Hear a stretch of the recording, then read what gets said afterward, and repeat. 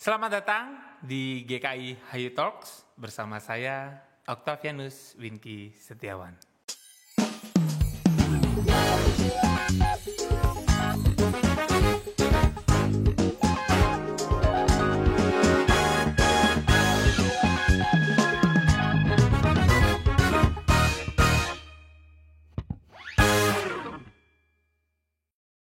Nah, kali ini saya akan bahas sosok beliau ini terkenal sosok yang aktif.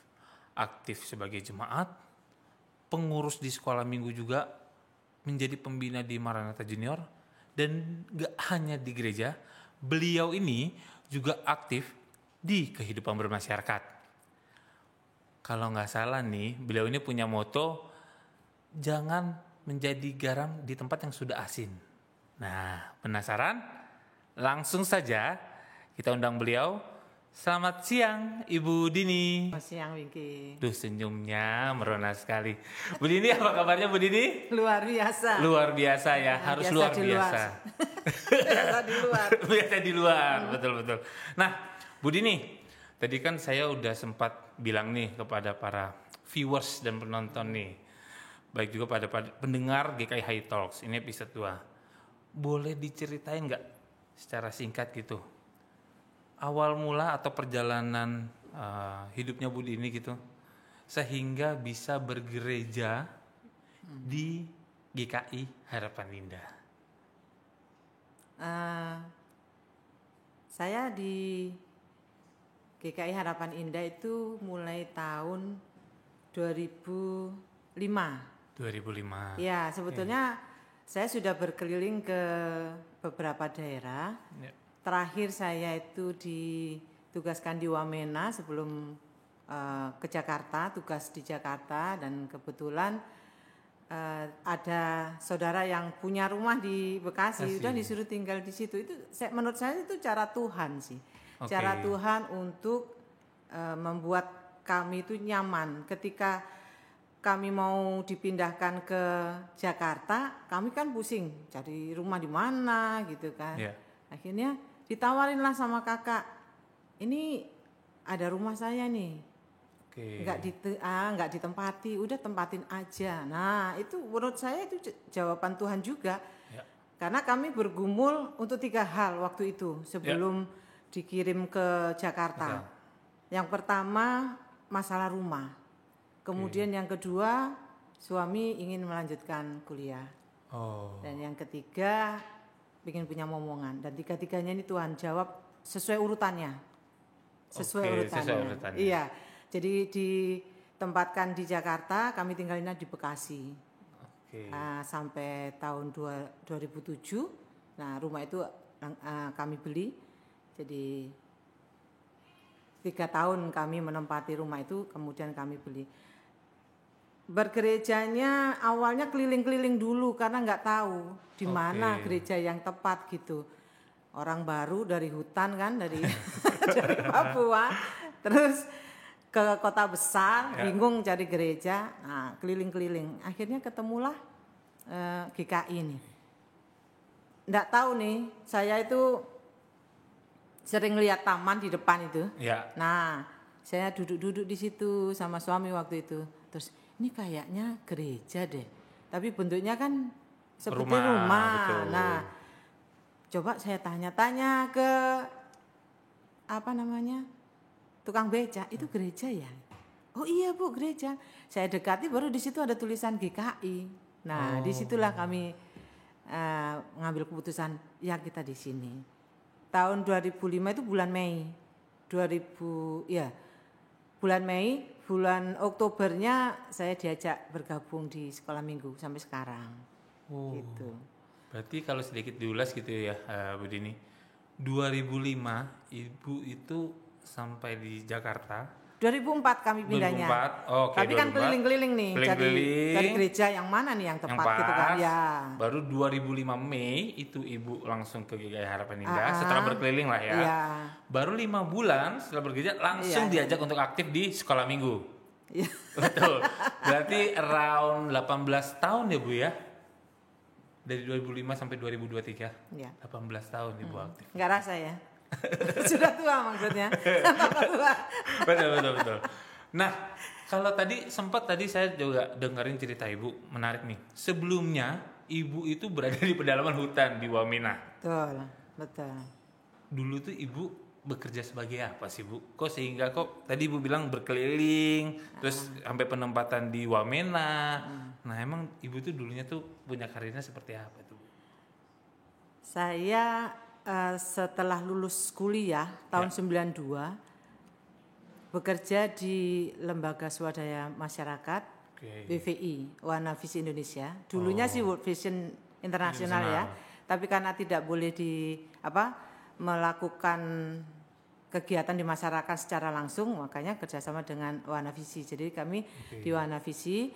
Nah, tahun 96 saya gabung 92 sampai 96, kemudian ditempatkan di NTT posisi di Kupang, tapi saya membawai beberapa area dari Rote, Alor, Timur dulu. Sekarang Timor Leste. Ya, sebelum pecah merdeka. Berarti itu, ya. Itu dari 1996 sampai 2000. Kemudian karena nikah saya ikut suami di Papua karena dia lebih dulu di Papua. Sorry Bu. Berarti suami itu juga LSMK juga seperti Sama. Iya, sama. Saya gabung di Papua. Kami punya posisi sama, kantor sama, meja bersebelahan, tapi areanya berbeda. Nah, dulu nih Bu, kita kulik sedikit ini karena menarik. Apalagi penempatan itu daerah timur gitu ya. Yang Ibu kerjakan waktu itu di LSM, di NTT, di Rote, di Timur sampai di akhir di Wamena, apa sih Bu yang Ibu kerjakan? LSM kami itu pemberdayaan masyarakat, fokusnya kepada anak. Ada 3 bidang yang kami garap, itu ekonomi, kemudian pendidikan dan kesehatan. Jadi kami memberdayakan masyarakat, misalnya seperti ekonomi ya. Kita meningkatkan ekonomi masyarakat supaya tidak ada anak drop out. Supaya anak-anak itu punya masa depan lebih cerah daripada orang tuanya. Kalau di bidang kesehatan kami menangani banyak ya, mengajar ibu-ibu masak makanan bergizi, kemudian supaya anaknya punya kualitas kesehatan yang lebih baik, gitu. Mengajar anak menjaga kebersihan diri, menjaga kebersihan rumahnya dan sebagainya. Kalau di Papua itu yang lebih membekas di hati saya karena apa? Dari hal-hal simpel yang kami ajarkan. Minta maaf ya ini agak-agak kurang nyaman mungkin disampaikan. Tapi kami mengajarin anak itu membersihkan ingus. Minta maaf ya. Membersihkan ingus. Jadi setahun sekali kita bekerja sama dengan para dokter ya untuk melakukan medical check up namanya. Nah di situ kami tinggal di lapangan 2 mingguan lah, sekitar 2 minggu. Kami bekerja sama dengan Pesat juga, pelayanan desa terpencil. Lalu kita buatlah pertunjukan badut apa segala macam untuk menarik anak gitu ya. Mereka datang, kita ajari bagaimana cara membuang ingus. 1, tangan kanan, telunjuk diangkat, taruh di hidung lubang sebelah kanan, keluarkan gitu. Sebelah kiri, taruh di lubang sebelah kiri, keluarkan, baru kita bersihkan gitu. Ketika dokter sama perawat meriksa anak-anak, itu anak-anak saya panggil satu-satu, duduk di pangkuan saya korekin telinganya, sampai cotton buds banyak banget gitu harus kita bawa. Tapi mereka heran ketika bisa mendengar dengan lebih baik gitu. Baru kita kasih penyadaran. Gitu. Kemudian kalau datang, mereka tahu kami datang, rombongan kami datang, mereka harus mandi dulu, cuci kaki dulu, rawat wajah dulu, bersih baru boleh gabung. Jadi itu cara-cara kami mengajarin anak-anak. Satu pengalaman yang menarik ya. Lucu sih, ketika dokter memeriksa kan anaknya kan ratusan nih. Iya. Setiap titik itu ratusan biasanya. Kadang kami capek, saya itu sempat keluar gitu. Saya lihat tuh anak-anak kok berkerumun di bawah pohon ya. Ngapain main kok asik banget sampai teriak-teriak gitu. Saya pikir main gundu, memang kayak gerakannya itu main gundu, saya samperin. Ternyata yang mereka lakukan main gundu tapi pakai vitamin yang warna-warni. Astaga. Yang baru didapat dari dokter. Langsung dibuat main. Iya. Lucu banget. Nah, makanya oke. Kan obatnya, vitaminnya itu warna-warni, ada biru muda, pink kayak gitu dan ya. bentuknya ini kali ya, apa Yang kayak bulat-bulat gitu, bulat-bulat. iya. Jadi itu yang dipakai gundu. Iya. Nah, menarik nih. Mungkin nih Bu, yang kalau saya kepikiran ya, karena kan balik lagi, Ibu terjun di LSM aja itu nggak mudah. Iya. Pasti itu ada perlu panggilan. Kalau bagi saya ya, Iya. karena kan buat seorang saya ini yang seorang karyawan swasta aja, saya kadang masih mikirin, wah kalau saya pengen sih untuk melayani lebih jauh dan beberapa kali oke lah kita ikut pelayanan. Tapi kalau untuk langsung ikut terjun, saya tuh masih ada ibaratnya tuh orang-orang sekarang tuh bilangnya sifat duniawinya ya. Untuk mencukupi ekonominya seperti apa. Nah itu kan perlu kelegaan hati Bu. Nah waktu itu apa sih yang memutuskan untuk oke, saya mau full time di LSM, saya kerja di LSM, karena baik lagi buat saya pribadi itu nggak mudah. Karena itu ibaratnya dalam tanda kutip ya kita hidup seadanya, dan secara nggak langsung kita menyerahkan hidup kita untuk melayani kayak tadi Ibu bilang kan. Ya. Kita harus ngasih edukasi, kita ngasih kepelatihan buat teman-teman atau saudara-saudara kita yang di daerah kayak Ibu melayani di daerah NTT, Timur dan Papua. Apa sih Bu yang membuat Ibu mantep dan sampai sekarang atau mungkin sampai saat ini Ibu tetap melayani di bidang-bidang yang seperti itu? Nah itu panggilan sih. Panggilan. Iya, dan jawaban Tuhan yang pasti. Oke. Ketika saya mau lulus dari IKIP Malam, Ya. waktu itu tahun 92, saya berdoa sama Tuhan, Tuhan saya mau dipakai Tuhan 24 jam atau saya bekerja kantoran. Oke. Kalau memang dipakai Tuhan bekerja kantoran, saya ingin 2 syarat. Yang pertama, fokusnya sama anak. Saya nggak mau jauh-jauh dari anak, karena saya sangat senang gitu Kak pada anak-anak. Kedua, kalau Sabtu Minggu libur. Oke. Nah, ternyata ketika saya lulus, belum wisuda nih, belum sempat wisuda, teman saya ngajak, masuk di sini yuk gitu. Di WV itu. Oke. Awalnya saya sih bertugas sebagai project correspondent analyst. Jadi surat-surat dari anak-anak atau dari sponsor itu kita analisa, kita terjemahkan dan sebagainya gitu sebelum disampaikan pada yang bersangkutan. Nah, itu yang tugas saya pertama. Kemudian di samping tugas sebagai correspondent analyst, ternyata ketika saya menjadi koordinator koresponden, justru saya lebih banyak terjun ke masyarakat. Terjun ke masyarakat, mendidik anak-anak dan sebagainya. Mendidik ibu-ibu. Banyak hal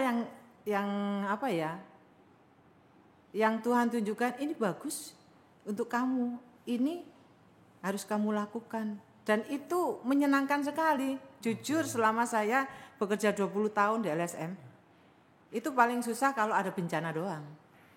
Karena kita kan harus lembur, bikin paket toolkit untuk apa gitu-gitu. Ya. Itu kan lembur-lembur gitu. Tapi kalau nggak ada bencana, hiburan. Karena ketemu anak, ngobrol sama anak, melatih mereka tentang hak asasi mereka apa sih sebagai anak gitu kan. Kalau di daerah timur sana kan banyak anak-anak yang belum kenal, belum tahu hak mereka tuh apa gitu. Harus menyuarakan. Nah ini mereka menarik gitu. nih, menarik buat saya. Balik lagi, kalau around 20 tahun Bu Dini sudah malang melintang gitu di LSM ya, dan terutama untuk mengeksplor daerah timur. Yang paling berasa apa sih Bu kesenjangan antara, setelah Ibu Dini kan pasti udah ngeliat datang ke Jakarta gitu kan, terus membandingkan dengan waktu itu Ibu terjun langsung ke daerah Papua, NTT, Timor Leste. Nah, apa sih Bu kesenjangan yang paling berasa Bu buat saudara kita atau anak-anak yang lainnya yang di daerah timur dengan yang daerah ibu kota Bu? Yang pasti itu ekonomi ya.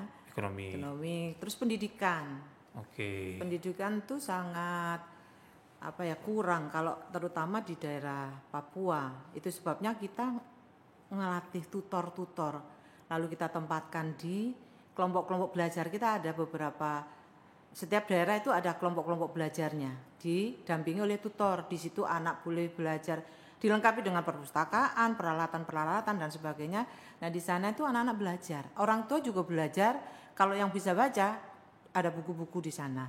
Ada juga tutor yang diperbantukan ke sekolah-sekolah karena gurunya kurang di sana. Gitu. Berarti Bu Dini tiap hari? Tidak, itu ada bagian yang lapangan. Oke. Saya memang di kantor, tapi memang ada masa-masanya kita harus ke lapangan, gitu. Nah, kayak tadi Bu Dini bilang, balik lagi kesenjangannya itu paling berasa dari ekonomi dan pendidikan. Terus pendekatannya bagaimana Bu? Pendapatan pertama kali kita datang, karena kan pasti kalau kita aja nih ngelihat orang baru gitu kan pasti siapa sih? Nggak akan terlalu. Nah, Bu Dini waktu pertama kali itu ketemu dengan orang-orang yang mohon maaf, yang memang mungkin ada terjadi kesenjangan yang sangat jauh gitu kan dari sisi ekonomi dan pendidikan. Nah itu kayak gimana tuh Bu? Yang pertama sih kita memang tidak sendiri. Tidak sendiri. Okay. Karena kita merangkul masyarakat setempat untuk menjadi motivator. Oh, oke. Okay. Mereka yang tinggal di masyarakat. Oke. Okay. Ibaratnya kita punya perpanjangan tangan lah ke masyarakat. Mereka lah yang mendampingi masyarakat secara langsung karena mereka tinggal di sana. Ibaratnya tokoh masyarakat atau ibarat anak sekarang tuh bilang influencer kali ya. Ya. Yang memang berpengaruh gitu kan. Kita ajak ngobrol dulu baru mereka bisa menyampaikan gitu. Bukan hanya stakeholder ya. Oke. Okay. Tapi masyarakat biasa yang mau membantu dalam kita melaksanakan program-program gitu. Oke. Okay. Terus kita cari tahu kebutuhan mereka apa. Jadi program itu dibentuk dengan mencari tahu masalah yang mereka hadapi. Jadi program itu milik bersama. Okay. Program bisa berjalan lancar kalau masyarakat kondisinya seperti ini, aman, tidak ada konflik seperti itu. Jadi ada kesepakatan terlebih dahulu. Ya. Oke. Okay. Jadi penyusunan program itu bersama masyarakat. Oke, jadi memang sifatnya dua arah berarti ya? Iya, selalu melibatkan masyarakat. Nah, aku coba ngambil dari sisi yang berbeda. Tadi ketika Bu Dini melihat, tadi sempat Bu Dini ngomong tuh panggilan saya ke LSM. Karena menurut saya sendiri ini Bu beda tipis. Ketika kita melayani terjun langsung dengan LSM dengan menjadi pendeta. Ini irisannya nih menurut saya ya. Karena sama-sama jatuhnya melayani gitu kan. Terus quote and quote kayak kemarin di episode pertama kita bahas sama Pak Pendeta Haryanto, ya di pendeta pun bukan sesuatu yang berlebihan juga, berkurangan juga. Jadi yang pas adanya, begitupun dengan kerja di LSM kan juga seperti itu. Sama-sama melayani, tapi ya seadanya aja gitu pas. Nah, Bu Dini pernah kepikiran gak sih Bu untuk menjadi pendeta? Pernah. Oke, terus apakah, digumulkannya seperti apa nih Bu Dini? Dulu memang saya melihat bapak saya kan pendeta. Saya melihat bapak saya melayani seneng gitu. Oke. Seneng, terus ya banyak belajar dari bapak. Waktu saya muda-mudi ya waktu itu ya, saya tanya sama ibu, Bu boleh nggak saya jadi pendeta? Ibu bilang, janganlah, kamu kan perempuan. Pendeta itu berat tugasnya. Okay. Waktu pertama dilarang saya mikir-mikir, kalau gitu boleh nggak jadi evangelis? Saya berusaha nego ya. Saya polos waktu itu, jadi saya pikir evangelis itu tugasnya lebih ringan daripada pendeta. Tapi ibu kekeh, itu kan ya sama kata ibu. janganlah, itu kamu perempuan soalnya, jangan, itu berat katanya.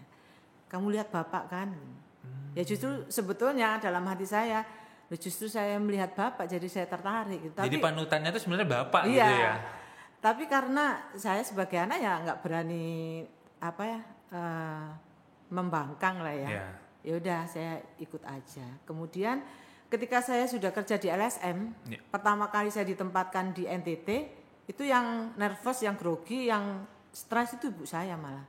Karena nggak pernah pisah, begitu pisah langsung jauh gitu kan. Nggak pernah kos juga. Saya kuliah di Malang, rumah di Batu. Deket. 18 kilo. Jadi nggak pernah kos, nggak pernah apa. Tiba-tiba langsung ke NTT. Nah ketika pulang dari Kupang itu saya cerita sama ibu, Bu saya di Kupang begini, melayani masyarakat, kunjungan ke sini.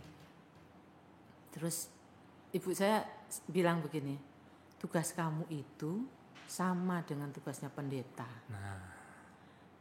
Waktu itu saya berpikir maksudnya apa ini?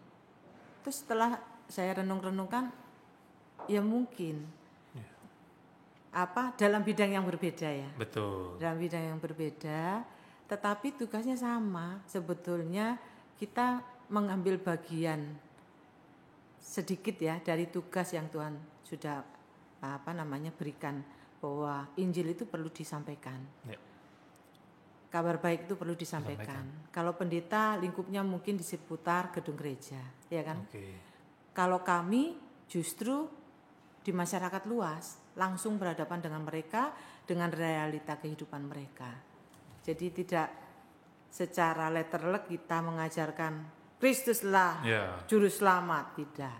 Tapi karena lembaga kami itu lembaga Kristen, jadi nilai-nilai yang kami itu ada di situ. Nilai-nilai yang kami anut, yang kami lakukan itu ya nilai-nilai Kristen, bahwa bahkan core value kami Kristen banget. We are Christian, kami Kristen, meneladan Kristus, kami penata layan yang baik dan bertanggung jawab, kami memandang kesetaraan. Itu beberapa core value kami gitu. Jadi benar Kristen banget gitu. Nah itulah yang kita implementasikan di lapangan. Jadi ketika menyampaikan bantuan bukan dilempar, tetapi terjun langsung, mereka menerima sesuai dengan kebutuhan mereka. Satu. Kedua, bantuan juga tepat sasaran, karena orang yang membutuhkan itu yang dapat gitu. Jadi kita bikin seperti absen gitu kalau ini. Sebelum dibagi kita ada listnya siapa saja yang harus dibantu. Kita cross check dulu datanya dan sebagainya, baru kita bagi. Jadi benar-benar langsung ke tangan. Gitu. Nah, makanya ini menarik ya. Jadi sempat terpikir untuk menjadi pendeta karena melihat sosok panutan almarhum bapak, gitu ya. Berarti waktu ibu menyampaikan itu langsung ke ibu sendiri, itu langsung tolak. Tapi memang nggak ada, ibaratnya itu nggak ada perlawanan. Jadi ya Bu Dini akan ikut aja gitu perintah ibu gitu ya. Iya. Karena kan nggak berani. Oke. Karena berat tadi kan. Ya, betul. Terus kasih pandangan gitu. Ya sebagai anak ya nurut gitu. Meskipun ada tanda tanya kan, masih bertanya-tanya. Tapi ketika ya kerja di LSM, ibu bilang begitu, tugasmu itu sama dengan pendeta. Ya itu dari situ saya nggak pernah bertanya lagi. Nah, berarti pada saat itu waktu pengambil keputusan Ibu Dini, menjadi pendeta itu adalah menurut Bu Dini yang dengan pemikiran itu, menjadi pendeta itu panggilan atau cita-cita? Waktu itu sih ya. Waktu itu, kita bicara waktu itu. Baru cita-cita kali ya. Cita-cita. Iya. Oke. Berarti kalau hanya panggilan ya? Pasti ada ini yang kuat kan. Iya. Tapi ketika itu dibelokkan sedikit, jangan dulu. Oke. Ada tanggung jawab lebih berat. Nah, saya bisa menerima alasan itu. Setelah proses itu berlangsung dan menyadari, ya memang balik lagi kalau kita nonton episode yang pertama Pendeta Haryanto, memang kalau panggilan itu perlu ketekatan hati dan memang experience langsung dengan Tuhan gitu ya Bu Dini. Betul. Oke. Nah, setelah hampir 20 tahun lebih Ibu Dini di LSM dan sekaligus juga kalau tadi saya dengar tuh cerita-ceritanya sangat inspiratif ya. Jadi dalam terapannya dalam kehidupan sehari-hari pun Bu Dini pun juga dalam LSM maupun sekarang ini tetap aktif di gereja. Dan sangat konsen dengan lingkungan masyarakat. Yang saya dengar juga seperti itu. Makanya saat ini aktivitas Bu Dini itu apa sih Bu? Saat ini saya menginisiasi bank sampah malah. berarti ini Bu sudah ibaratnya sudah berhenti dari LSM dan sekarang membuat satu inisiatif lagi bank sampah di lingkungan sekitar. Betul. Memang Ibu tuh nggak jauh-jauh, memang panggilannya untuk bermasyarakat Ibu. Panggilan Tuhan emang beda-beda ya, benar. Dan pengalaman Bu Dini emang nggak bisa bohong lah. Udah segala macam medan udah ditempatin dan oke, tahu emang panggilan di sini. Nah, terakhir nih Bu Dini, setelah proses 20 tahun pergumulan Ibu dengan Tuhan juga, termasuk dengan cita-cita, terus akhirnya memantapkan hati sampai saat ini pun punya panggilan, tetap jadi punya nilai value, karena balik lagi, idealis saya nih, pemikiran saya nih ya tugas kita tuh sebagai orang Kristen tuh bukan di dalam gereja. Betul. Justru kayak Bu Dini ini bermasyarakat dan bisa ngasih contoh. Iya. Nah, mungkin ada either pesan, kesan atau tips and trick Bu. Mungkin buat saya atau orang lain gitu Bu. Gimana sih Bu? Biar kita tuh sama-sama bisa jadi garam, bukan di tempat garam juga, jadi garam di laut mah sama aja gitu ya. Tapi jadi garam benar-benar ya jadi terang gitu, emang nggak ada nobody yang kita kenal gitu kan, tapi kita bisa jadi manfaat di situ. Ada nggak tuh Bu? Tips and trick, pesan-kesan untuk kita ini bisa sama motivasi. Kita harus sama-sama semangat untuk jadi nilai value di lingkungan masyarakat. Ya itu tadi, jangan menggarami tempat yang sudah asin. Jangan menerangi tempat yang sudah terang. Waktu pendeta mengutus, kan ada pengutusan tuh tiap minggu. Mengutus itu kita keluar dari gereja ke kehidupan yang sesungguhnya. Waktu kecil saya pernah tanya sama bapak saya, kenapa sih gereja kok sudah ditutup pintunya rapat-rapat sementara kita masih berkegiatan di dalam gereja. Terus bapak saya cerita kalau itu ada filosofinya, bahwa kehidupanmu, ibadahmu, pelayananmu yang sesungguhnya ada di masyarakat, dalam kehidupan sehari-hari, bukan di gereja. Di gereja banyak orang yang kelihatan suci, ya kan? Gereja banyak hal yang kelihatan baik. Gitu. Justru di masyarakatlah ke tempatmu melayani. Itu yang saya pegang. Jadi dimanapun saya tinggal, saya sempat berputar-putar kan ke beberapa daerah. Dimanapun saya tinggal, saya ninggalin legasi bahwa saya harus menjadi sesuatu di sana. Gitu.